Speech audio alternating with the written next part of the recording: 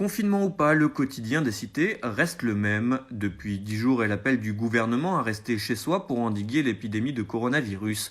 Les banlieues à forte densité d'immigrés font de la résistance. En effet, pas question pour les habitants de ces quartiers dits difficiles d'obéir davantage aux ordres des autorités qu'en temps normal. Barbecue sur le toit des immeubles, rassemblement pour fumer la chicha, partie de cache-cache avec les voitures sérigraphiées. Tout est bon pour poursuivre les activités habituelles. Et lorsque les forces de police tentent de mettre un terme à ces pratiques, des incidents parfois très violents éclatent.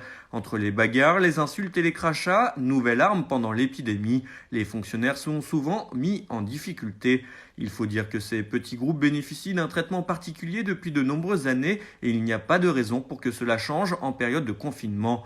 En effet, selon des révélations du Canard enchaîné, le secrétaire d'État auprès du ministre de l'Intérieur, Laurent Nunez, aurait affirmé que le respect du confinement dans les banlieues n'était pas une priorité. Sauf à considérer que le gouvernement espère une hécatombe dans ces quartiers, il s'agit plutôt d'un aveu de faiblesse gouvernementale face à ces zones de non-droit. Afin d'éviter coûte que coûte l'embrasement de la cocotte minute que représentent les banlieues, les patrouilles ont reçu des consignes pour agir avec discernement. Comprendre, les laisser vaquer à leurs occupations et notamment au trafic de drogue.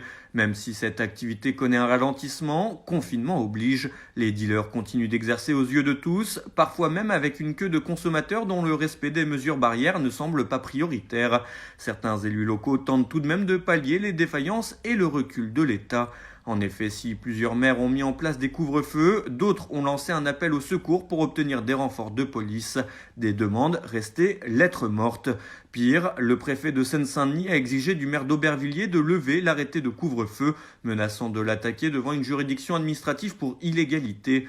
Une façon pour l'État d'acheter une paix sociale aussi relative que précaire.